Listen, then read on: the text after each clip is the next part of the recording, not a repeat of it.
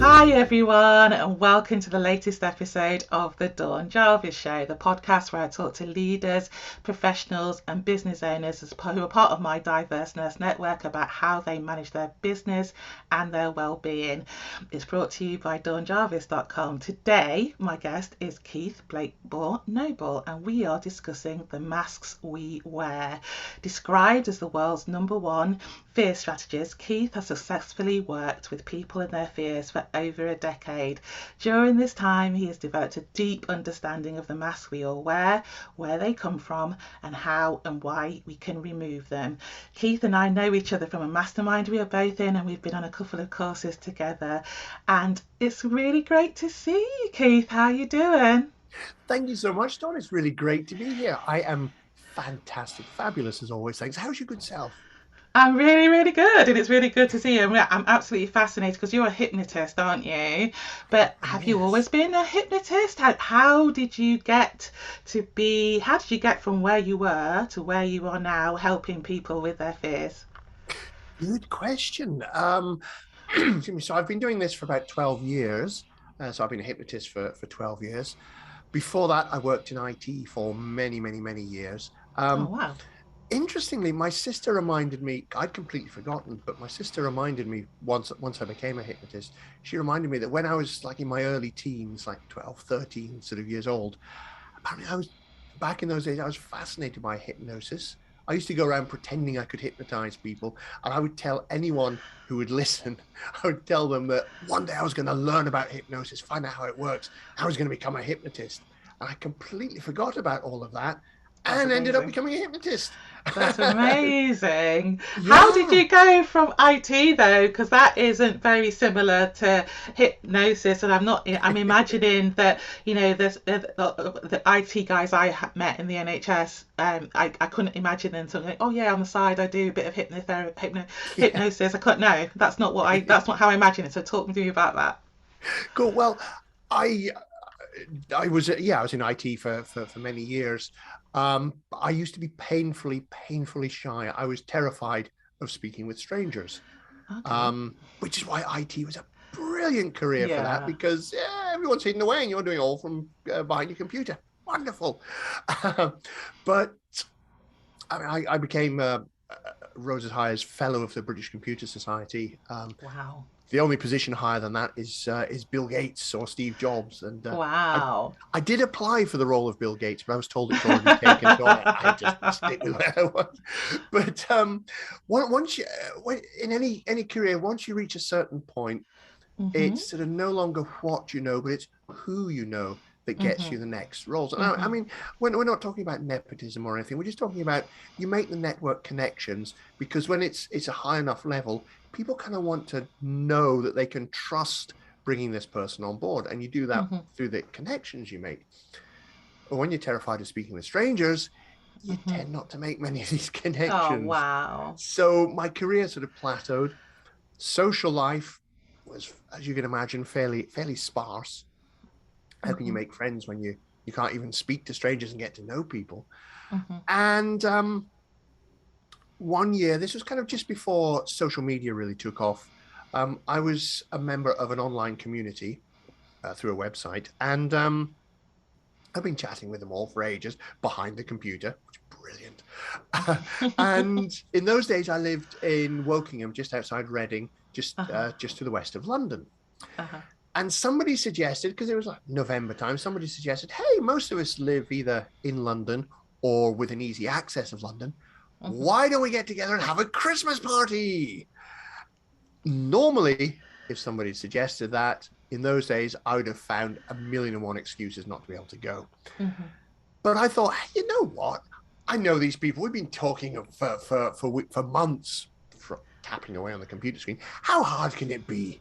And I Yeah. went there and I found exactly how hard it can be. Oh Because dear. it's one thing tapping away behind the keyboard because there wasn't even video back then. It was all done, all typing. You maybe occasionally Yeah. post a photo, but that would be about it. Uh-huh. One thing doing that. It's quite another walking into a room full of what are effectively strangers and Mhm. having to have real time face to face conversations. very different thing. I ended up, to cut a long story short, I ended up locking myself in a cubicle in the gents and had a full-on panic attack. Oh. It was about half an hour before I'd calmed down enough to be able to flee the venue. Didn't even stop to collect my coat because that would have meant speaking to somebody, and at that point that was just impossible. Ran through London. Anyone who knows me knows I am not built for running. I don't run. There's never a need to run. There's always another something coming along. But I ran. I was so terrified. Sat on the train. I didn't start calming down properly until the train was pulling out. And I remember at that point thinking, clearly remember saying to myself, you can't go through life like this. What is your life going to be like in 10 years' time if you don't do something? It's going to suck because it's not very good now and it's just going to get worse. You can't carry on like this. You have to do something. By coincidence, or whatever you want to call it, a few weeks later, a friend pretty much dragged me along to a personal development seminar, a 2.5-day weekend seminar in London. It was a free event, so obviously they were making their money by selling training on the back end. That's absolutely fine. It's a valid way of doing it. I went to it, made some progress and made some developments through it. And I was thinking, this stuff seems to work. Interesting. I went along as a kind of an open-minded skeptic. It's like, well, I don't know. We'll see. I'm open to seeing what happens. Who knows? I felt myself making some progress there. And I was thinking, you know what? I'm going to sign up. I'm going to learn this stuff, this hypnosis and NLP, whatever it's called. I've never come across it before. So I'm going to learn this hypnosis and this NLP, and I'm going to use this to sort myself out and then skyrocket my career. So me being me, I just thought, if I'm going to do this, I'm just going to do the whole lot. Bought every course that they did. So right the way up to train the trainer level in NLP and hypnosis, and train to become a professional speaker, and all because it was all part of the bundle that they had. Trained in it all, made lots of breakthroughs, completely got over that old fear of speaking with strangers, conquered other stuff as well. And I was thinking, I quite enjoy this. I seem to be quite good at it because in the classes I kept getting complimented by everyone, and not everyone complimented each other, but I always got compliments like, maybe I'm good at this. Helped friends with it, always helped them get great results. And I was thinking, it would be nice to do this as a career because I've been in IT for like 20 years. You kind of get a bit bored. It'd be nice to do it, but I had a high-paid IT job. I had all the outgoings that went with the high salary. I couldn't afford the pay cut. And then the most magnificent stroke of luck. My boss called me into the office one day and said, really sorry, Keith, because of the financial situation, we have to make you redundant. Here's a wheelbarrow full of cash, never come back. It was like, okay, I'm a coach now. I'm going to set my business up. I never even thought, let's see what IT roles are. I just thought, right, I'm doing this now. And that was 12 years ago. And the rest is history, as they say. Oh, that's an amazing story. That is an amazing story. And there's a couple of things I wanted to say about that. First of all, how brave of you to sort of go into it's quite a panicky situation and decide that that you needed to do something, because it'd be quite easy, because you're working in IT, not to do anything about that whatsoever. So, full marks to you for doing that. Secondly, you have to embrace your opportunities, and it's amazing when you think about these things, isn't it? That then that something will happen, and it's been my experience too, because I've got a similar story in that I wanted to have my own business, and then I was laid off, and I thought, okay, and I like you, I didn't think, oh yeah, let's go and get another job, but like you, I couldn't give up my job because of the outgoings that go with the job, and I live in London like you did. I know you don't now, but and then think something will happen, and it's spooky, actually, isn't it? Really, how things sort of like just manifest, for want of a better word. It's interesting how these things happen, and it's also interesting how opportunities are always all around, but it's whether we're ready for them. Because that was actually the second time in my career that my job had been made redundant. The first time went to a new job in IT, but the second time I was in a position where I could go, you know what, it's time for a complete career change. Mm-hmm. So I mean, that's the thing with opportunities are always around in all sorts of forms. It's just we don't always notice them because we're not in a position to be able to take advantage of them. We don't have what's needed to take advantage, or we're not even thinking about it, so they Mm-hmm. pass us by. Yeah. Once we do have whatever it is that would let us take advantage of these things, we become more aware of it, we become more open to them, and we start to see them more. It's so often people go, oh wow, that was lucky that happened. It's like, well, Yeah. that sort of thing has always been happening. It's just this time you noticed it because you're in a position to be able to take it. It's like that whole thing with a car. You know, if you get a car of a certain make, model, and color, Mm-hmm. all of a Yes. sudden like 10% of the cars on the road are that exact make, model, and color. It's like, what? Absolutely. Did everyone just suddenly go out and buy my car? No, they were there yesterday, but that make, model, and color was of no importance to you previously. So your mind paid them no attention. Yeah. Now it is important because, oh, that could be my car. And it's same with opportunities. When we're in a position to be able to take advantage of them or to do whatever, fulfill whatever that opportunity is offering, we notice them. When we're not in that position, when we're not looking for those sorts of things, when that's not relevant to us, we just don't spot them. So it's not that, oh, wow, that was lucky. An opportunity suddenly came along at just the right time. It's more a case of, okay, opportunities have always been coming and going. Now I was able to take advantage of it because I was in the right place at the right time to take advantage of the one that came along. If I hadn't been, if it maybe I mean, suppose it had been like 5 more years before I took the plunge and learned all of these tools, that redundancy would have happened. I would have ended up attempting to find another job in IT, and Mm-hmm. then got into a position of, oh, actually, now I've got these skills. Oh, maybe it'd be time to dot dot dot. Who knows what would have happened at that point? But it's. I mean, I've heard luck.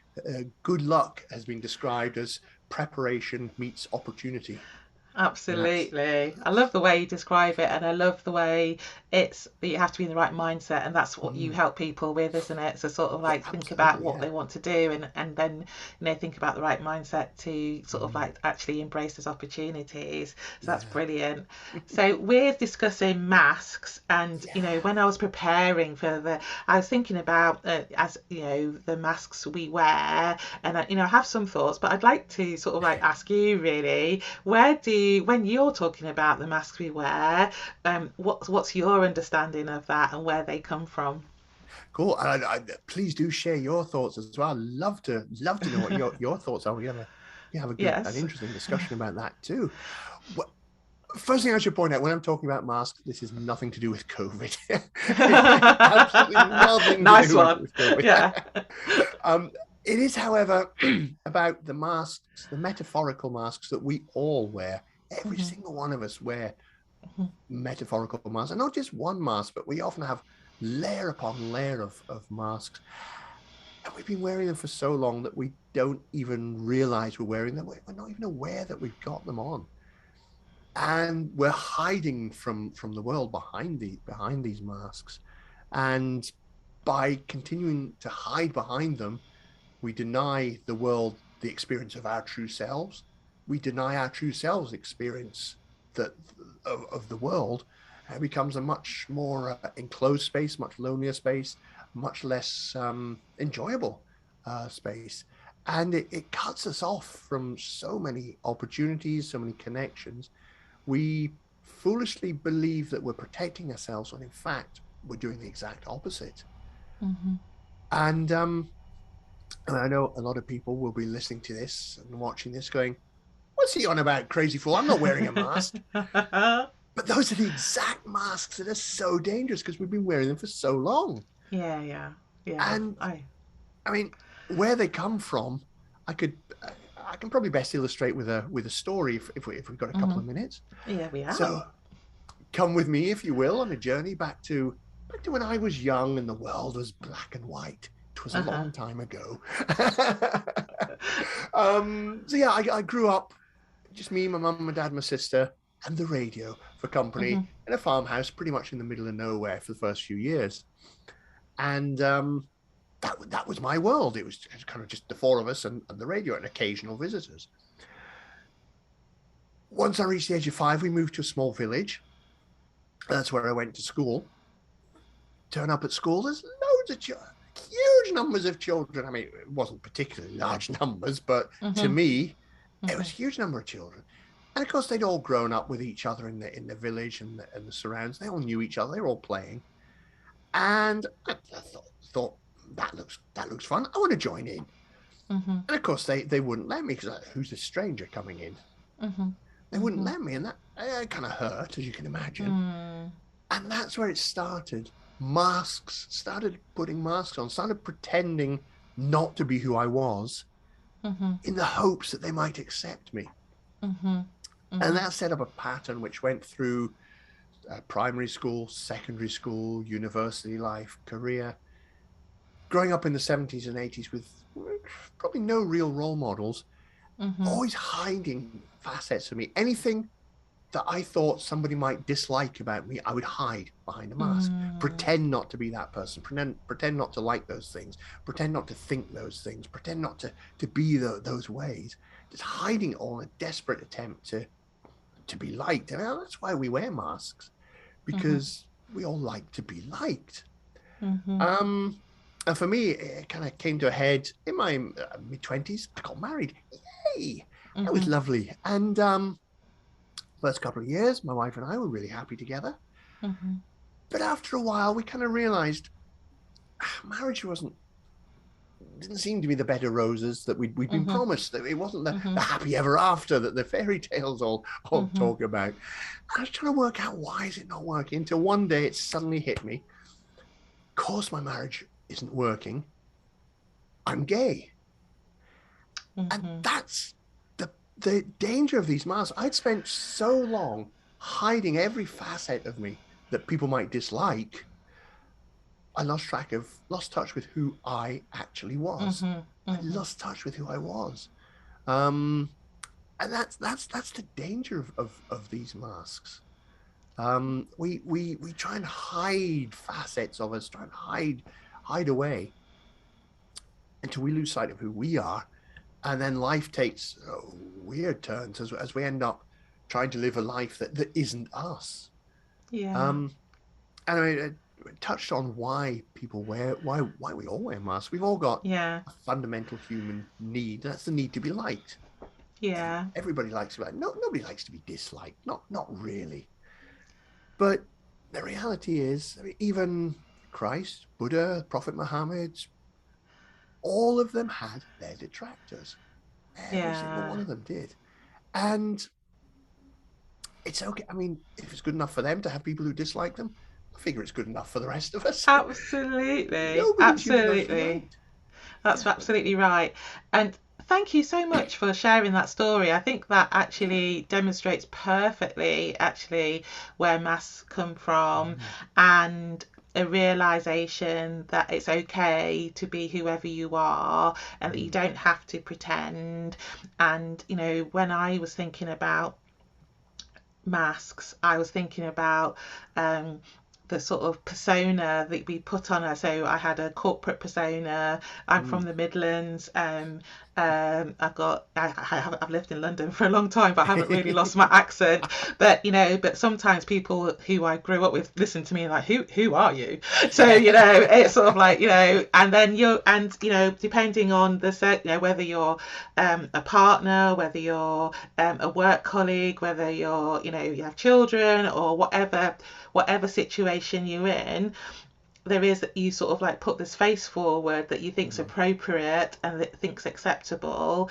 And it takes a lot of courage actually to sort of like not go with the flow necessarily, to say something that doesn't agree with groupthink. And I think it's easier to sort of like accept the mask for it. And sort of like, you talked about, sort of like you're awakening about your sexuality. That's a massive thing. And you're not the first person, particularly, we're about the same age. So you're not the first person. I was in nursing, and I always tell this story. When I started nursing, the nurses that I started with were heterosexual and married, and sort of like 20 years later, they were not, because the Yeah. world has changed and Yeah. things became more acceptable. I'm not saying all of them, Mm. but some of No, them but I know what definitely you mean. Yeah. definitely went through an Yeah. experience where they felt okay to say who they were, and Yeah. that was absolutely fine. And some of them got married, and some of and some of them didn't, but some of them did. Mm. And Yeah. then they were able not to be married anymore, and that's men and women. So there you Yeah. go. And that's and I think that's great, but I think also it takes a bit of confidence, doesn't it, and Mm. self-acceptance Mm. maybe, to be able Very to much so. be your true self. And I guess Exactly. what you're saying, why that can be damaging and dangerous for your self-esteem, and sort of, Mm. I'm imagining that not being yourself, wearing a mask, could really affect your health and well-being and your Yeah. self-esteem. What do you think, Keith? I would absolutely agree that when we hide behind these masks, when we don't allow ourselves to be ourselves, it does get damaging, draining. It will have an impact on our health. It has an impact on our happiness as well, because we're kind of settling for second best, as it were. We're kind of living a life that isn't us. And we've got so much, spending so much energy portraying this character, pretending the mask is real. Hmm. That takes a lot of energy out of you. And I mean, if there's a facet of you that you're hiding away because you think people will judge you for it, won't like you, you've got. I mean, you know what it's like. If you come across something that you really like, you get enthusiastic about it, you get joy, and you want to share that. If you feel you're going to hide that away from everyone, that gets really, really damaging, Hmm. and it affects your self-esteem. It hurts. um there's one thing that you did mention, which I think is important to touch on. You talked about personas, Hmm. and sometimes when I talk about masks, people will say, oh, but if I'm in corporate, am I wearing a mask? Should I get rid of that mask? The key thing is the difference between wearing a mask and using different facets of your personality. Hmm. So an example might be a CEO. Hmm.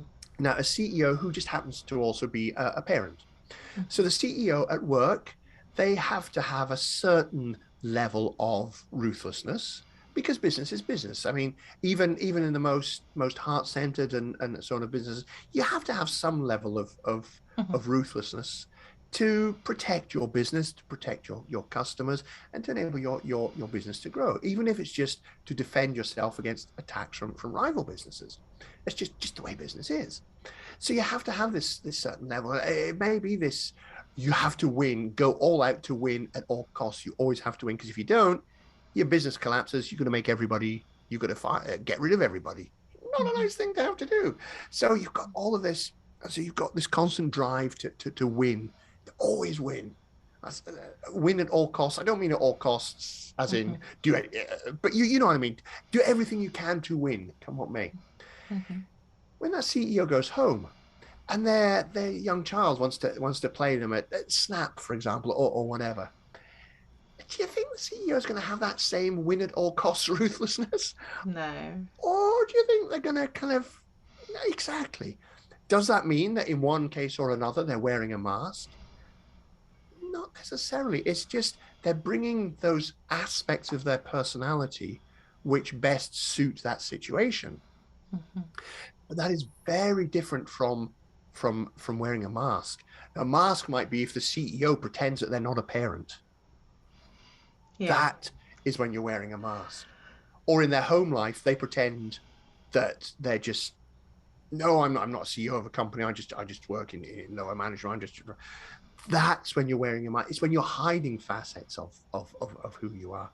Hmm. That's when it's a mask, and that's when it's damaging. There's nothing wrong with playing to your strengths and bringing your strengths in all the different areas of life. We all do it, and rightly so, because there are different times you need different aspects. But it's the masks are when you're actively hiding part of you away, um, Hmm.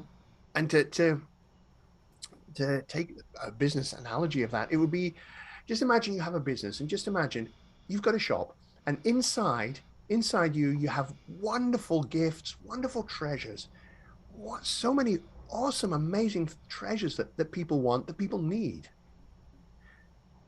but you're scared that people might judge you for them. Yeah. So you cover the windows so nobody can see in and see what's there. You maybe cover the sign so nobody can see the name of the shop. You bolt the door so that people can't accidentally stumble in and see what's inside and laugh at it. And then you hide the shop down in back alley somewhere. Then you wonder why you don't get any customers, because nobody can see what you have to offer. They're I all like going this. to the shops which are displaying what they have in their windows. They're being attracted to the shops that have what they want. They're not looking at shops and going, ha ha, look at that shop selling things I don't want. They're busy going, Yeah. oh, I like that. Let's go see what they have. And it's the same when we remove our masks, an amazing thing happens. We get to be ourselves. Yes, some people will dislike us for it, but who cares? They were going to dislike us sooner or later anyway, because even when you do wear masks, eventually the cracks appear, people can catch Yeah. glimpses behind it. But when we go without the masks, when we stand for who we attract to us people who like us for who we are. The people who like us, the people who need what we have to offer, the people who believe what we believe, we attract them because they can see us and they go, oh, I like Dawn. I like what she stands for. I want to hang out with her. There are things we could do together. It's a whole lot easier being yourself than trying to pretend to be somebody else. And even more Uh, importantly, when we do that, when we remove our masks, when we just stand there being ourselves, we give other people permission to be themselves. We inspire other people. We let other people realize, hey, I'm not the only one who thinks this way. I'm not the only one who likes that. I'm not the only one who does that. Huh, maybe it is okay to be me. Maybe I can be me. I don't have to pretend. And we start to create this amazing ripple. Goes way beyond any way beyond our imagination, affecting and helping and influencing people we will never ever meet or even hear of. But they become positively influenced because we've stood and gone, hey, yep, this is me. Hey, this is me. This is what I do. This is what I think. Like it or don't, that's cool. This is me. So by removing our masks, not only do we improve our own lives, we give others permission to be who they are and improve their lives in the process as well. It's a scary thing. I don't for one second deny that removing our masks and showing ourselves to the world can be scary, but it's also very liberating, very empowering for ourselves and for others as well. That's amazing, Keith. I love that. Love the way you Thank you. describe that. And actually, it's allowing people to know you, isn't it? And to get the best from you. And the right people will come to you because Yeah. they align with your values and the way you see the world and things like that. And that's important. And it can be and to be authentic, I think, is really important too.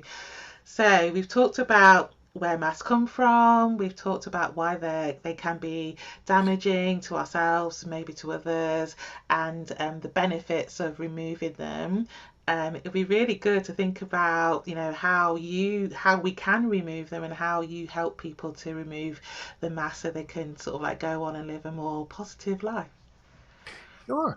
I mean, first thing to bear in mind is it's taken us our entire life to get where we are, and that includes accumulating all of those masks that we've developed over the years. Don't worry if it takes you a little bit of time to get rid of those masks. That's absolutely fine. And always remember, we're all of us are always a work in progress. We're always evolving. We're always changing. Masks, like so many other things, it's almost like onions. You peel off one and there's another one Hmm. under. Peel it Hmm. off and there's another layer. And that's absolutely fine. Even just being aware that you might be wearing masks is a great starting point, because you can't do something about a situation unless you have an awareness of that situation. Yeah. And even just opening up to accept the possibility that, maybe I'm wearing a mask. I wonder. Never thought of that before. Maybe I am wearing masks. Mm-hmm. Opening up to that possibility is a great first step. And we'll already start to loosen masks. And we may already start to see them just by being aware of the concept of masks. We can start to see some of the masks that we're wearing. Go, actually, I do always avoid talking about X, Y, and Z, even though I like it. Now that's interesting. You know what? Maybe I'm going to start standing up for myself. Maybe I'm going to start talking about that. Maybe next time somebody says something I disagree with, maybe I'm going to say, actually, it's a great starting point for our awareness of masks. There's all manner of things that we can do. We could talk about this for ages. I'm conscious of time. What I will do is I will share one simple question that we can ask ourselves, which really does have a powerful impact on our masks and really helps us to identify what's going on. Very simple question. My question is this: who were you before society told you who you should be? Ooh. Who were you before society told you who you should be? That's a killer question, man. I said it was a simple That's question. I didn't say it was going to be easy to answer. wow. But who were you before society told you who you should be? Because that is the person underneath all of those masks. When you start getting back in touch with that person, start releasing them from the imprisonment of the masks. Loving that question. Yeah. I'm loving that question. Loving that. So, and I'm gonna have a think about that. And I don't think it's a question you can answer off the top of your head, really, is it? But it's something that has to be thought about. And it may be a question that you may have to spend weeks, months, years examining. But it's a question that's very worthwhile examining, because even if you don't have any answers, just by pondering that question, starting to get in touch with glimpses of who it is that's under the mask, that's when you can start to loosen the masks, start to peel them away, start to remove them, even if it's just for short periods of time. Even if you only remove some of those masks in occasions in your life where you feel it's safe to do, and then pop it back on for a bit and then remove it again and try having it removed just a little bit longer. It all helps. It's all different people react in different ways. Different things work for different people. But the more you start to become aware of who it is that's under those masks, and the more you start to let that person out and start to enjoy what that person enjoys, that person is you. Let's remember. The more we do that, the easier it will then become. The next step becomes easier, and it becomes easier, and it becomes easier. There will be challenges.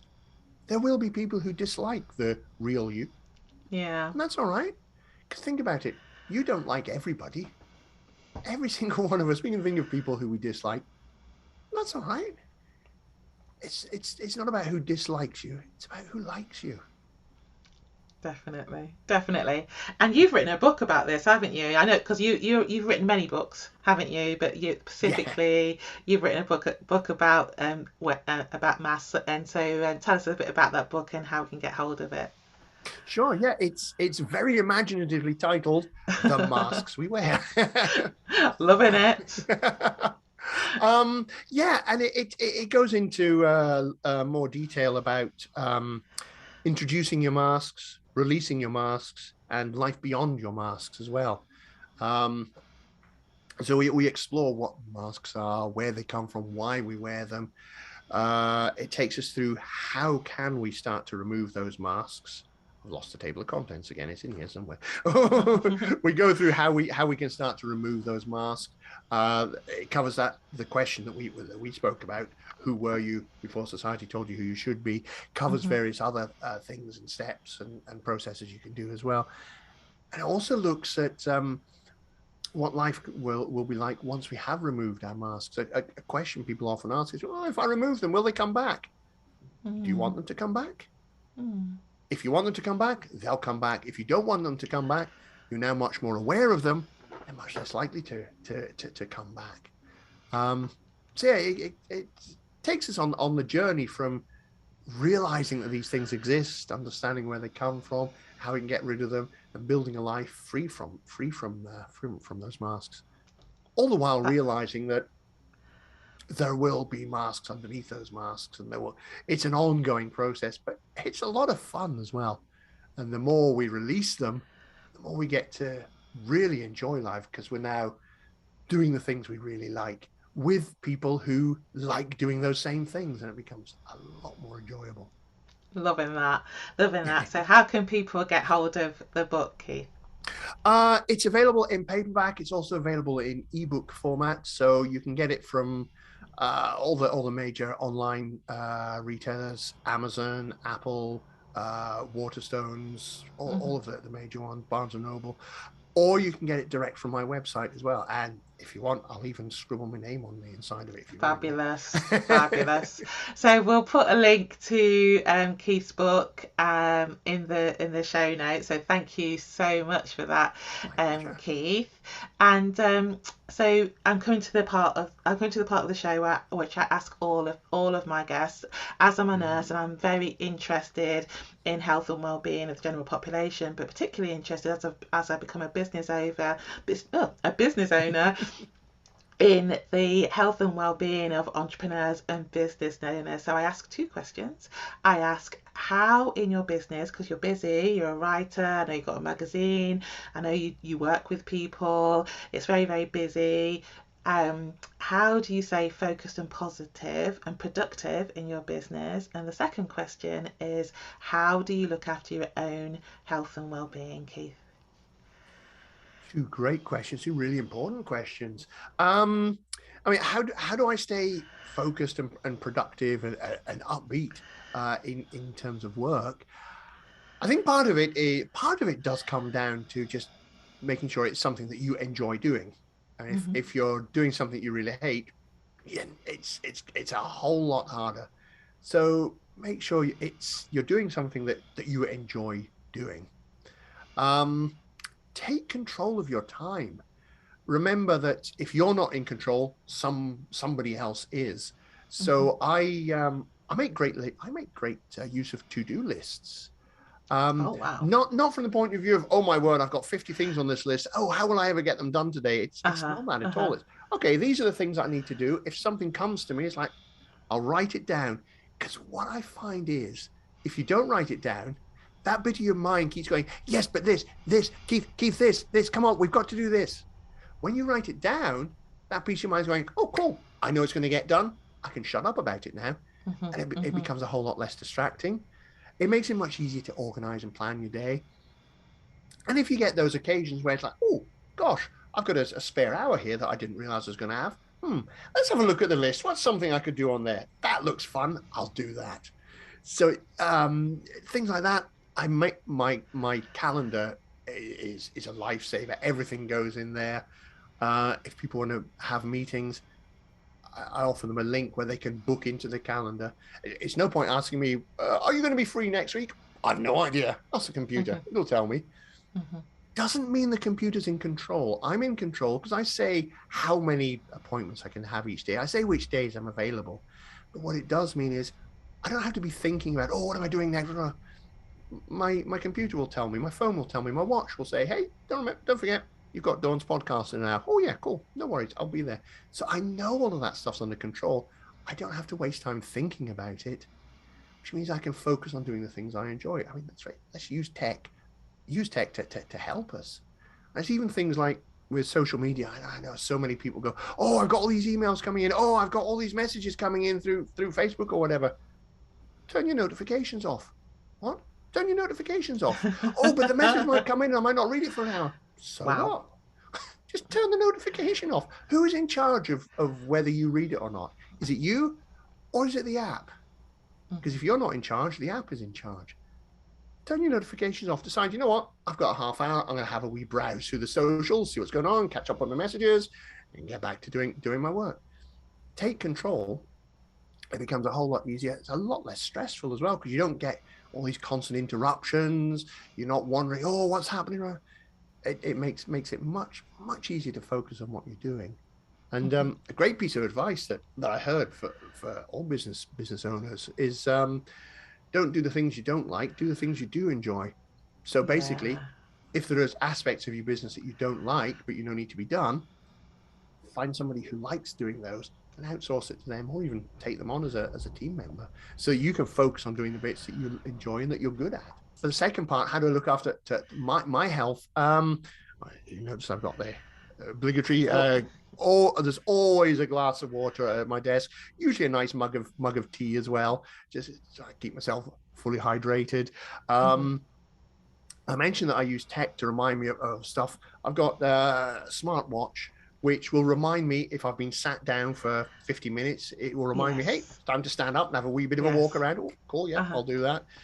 Tracks all my steps. I make sure I go for a nice walk each day. If I haven't done much walking, I'll take myself out and go for a walk. I mean, I hate things like the gym and those sorts of things. They do nothing for me. They stress me out. I hate every second of it. But I love walking. So I go out and have a nice stroll around somewhere. It means I'm getting exercise and getting some fresh air. Also, I find for me, it's a great time for thinking, because I just let my mind wander and come up with all sorts of ideas out there. Different things work for different. I know some people hate that, but they love the gym, in which case go for the gym. But it's about finding what works for you. Just little and often.